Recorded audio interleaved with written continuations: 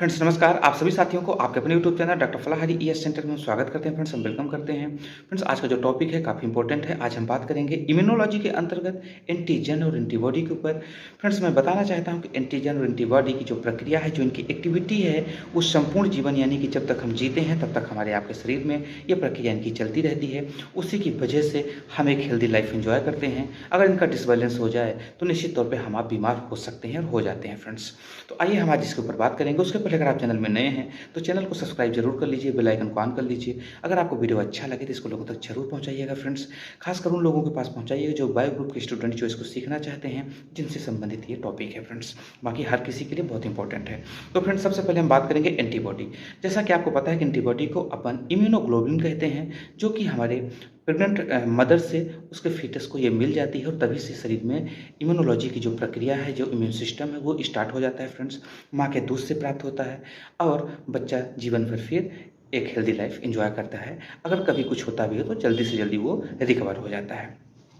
Friends मैं बताना चाहता हूँ कि जो ये एंटीबॉडी है, इसके 5 प्रकार होते हैं। आईजीजी, आईजीए, आईजीएम, आईजीडी और आईजीई। ये 5 प्रकार होते हैं। फ्रेंड्स और एंटीबॉडी जो होता है वो हमारे ब्लड प्लाज्मा में पाया जाता है। फ्रेंड्स वहाँ पे रहता है बाई आकार इसका जो शेप होता है। इसी प्रकार से फ्रेंड्स अपन एंटीजन के ऊपर बात करना चाहते हैं कि एंटीजन, एंटी मतलब होता है एंटी मतलब आप जैसा समझ सकते हैं अगेंस्ट, और जन का मतलब जनरेट करना, यानी कि खुद के खिलाफ ये ऐसे प्रॉपर्टीज, ऐसे केमिकल्स रिलीज कर देता है, ऐसे इंडिकेशंस दे देता है जो कि उसको खुद को किल कर देते हैं। फ्रेंड्स इसीलिए इसको एंटीजन कहा जाता है। इसको सिंपल सी बात समझिएगा कि कई बार आपने सुना होगा कि जिस डाल पे हम बैठे हैं उसी डाल को हमने काट दिया, यानी कि सिंपल सी बात है कि वो खुद के रिस्पॉन्सिबल होता है अपने आप को मारने का।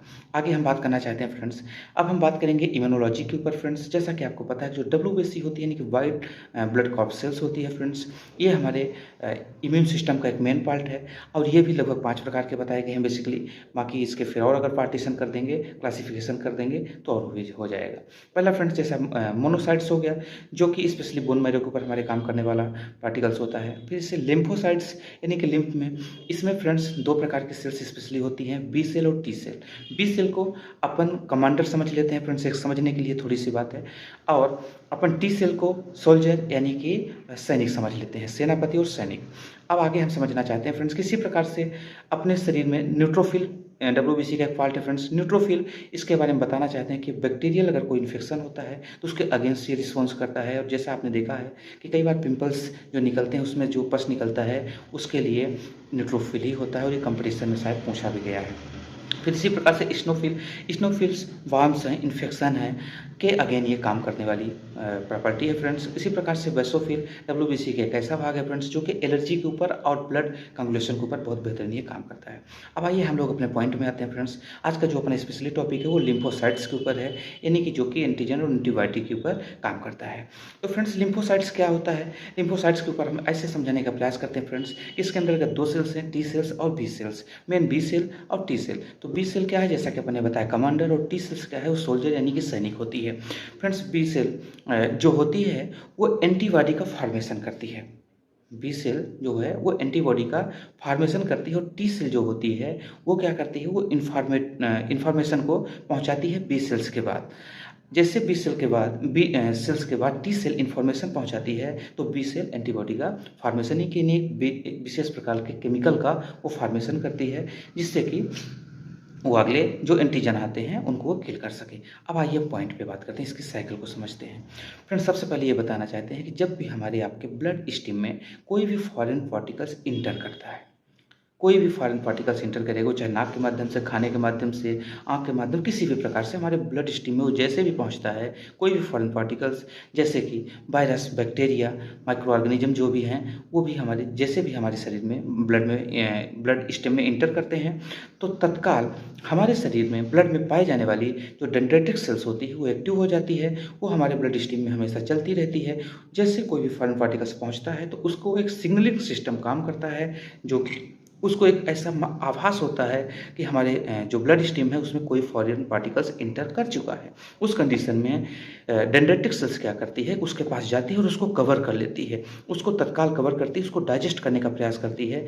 उसके बाद जब इसका अगले जो फॉर्मेशन होता है, जो प्रक्रिया होती है, उस प्रक्रिया में होता क्या है कि अगले जो अपने शरीर में पाई जाने वाली MHC सेल्स होती है, इन जिसको अपन मेजर हिस्टो कंपेटिव सेकंड यानी कि 2 नंबर उसको कहते हैं फ्रेंड्स, इम्यूनिटी का भाग है, ये इसका 1 और 2 दोनों होता है।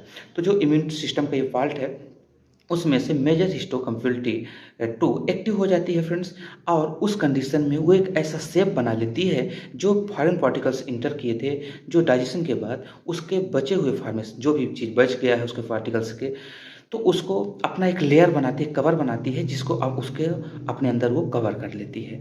उसके बाद फिर वो क्या करती है कि तत्काल उसको कवर करने के बाद वो सर्च करना शुरू कर देती है।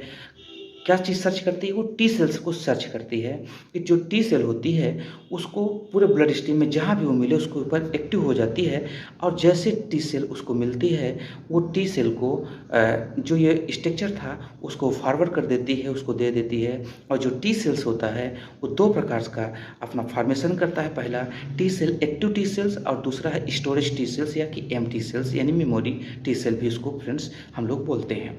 तो अब यहाँ पे होता क्या है, तो जो स्टोरेज है जो यानी कि जो मेमोरी टी सेल है वो स्टोर हो जाती है फ्यूचर एक्टिविटी के लिए, लेकिन जो एक्टिव सेल्स है वो क्या करती है, को तत्काल बी सेल के पास, बी लिम्फोसाइट्स के पास जाती है और उसको इन्फॉर्म करती है कि फॉरेन पार्टिकल्स बॉडी के अंदर इंटर हो चुके हैं।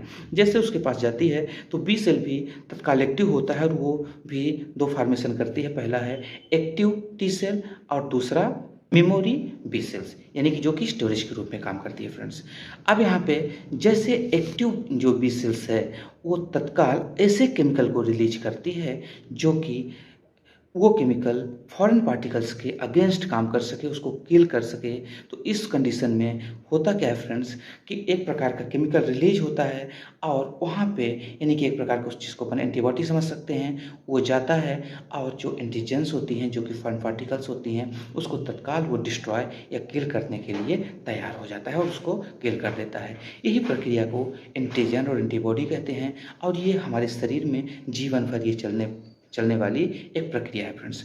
अब हम आगे बात करना चाहते हैं कि इसी प्रक्रिया में अगर प्रॉपर हमारे शरीर में WBC फंक्शन नहीं करती है कि डिसबैलेंस हो जाता है या कि जो अपना लिम्फोसाइट्स है वो डिसबैलेंस हो जाता है, जिस वजह से T और B सेल प्रॉपर काम नहीं कर पाते और उसके बाद शरीर में कई प्रकार के रोग उत्पन्न हो जाते हैं फ्रेंड्स, जिसको अपन जो कि हमारी चिकित्सा है इलेक्ट्रोथेरेपी, इसमें से स्पष्ट रूप से बताया गया है कि हमारे शरीर में लिम्फ और ब्लड के इन्फेक्शन होने के बाद ही संपूर्ण रोग होता है और जनरेट होता है फ्रेंड्स।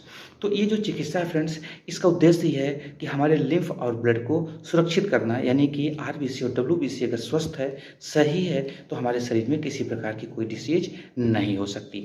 अगर किसी को लिम्फ से संबंधित, ब्लड से संबंधित कोई भी इन्फेक्शन है, और आपको पता ही है कि जब पैथोलॉजी में आपके शरीर की कोई भी बीमारी हो, जाँच होती है तो सबसे पहले ब्लड का जाँच करते हैं और उसी के आधार पर जो डिसीज होती है वो आइडेंटिफाई होती है। वो चाहे वायरल डिसीज हो, बैक्टीरियल डिसीज हो, इसके साथ किसी प्रकार का फीवर्स हो या कि शुगर लेवल हो, जो भी हो, सिर्फ आपके ब्लड का ही जांच किया जाता है फ्रेंड्स, जिसमें से कि CBC आप जांच कराते हैं, कंप्लीट ब्लड चेकअप। उसमें फ्रेंड्स आपको हम बताना चाहते हैं कि 2 बहुत ही बेहतरीन अपने पास रेमेडी हैं जो कि इलेक्ट्रोथेरेपी की वर्ल्ड क्लास की रेमेडी जो स्पेशली काम करती हैं एंजीगाइटो और लिम्फेटिको ग्रुप की। अगर ब्लड से संबंधित किसी भी प्रकार की समस्या है तो उसको ये तत्काल ठीक कर देती हैं और आप कम पैसे में स्वस्थ हो सकते हैं। और आज से नहीं, ये करीब 19वीं शताब्दी से 18वीं शताब्दी से ये चिकित्सा कई देशों में बहुत बेहतरीन कार्य कर रही है। इसमें पहला है फ्रेंड्स AL1 लिम्फेटिको।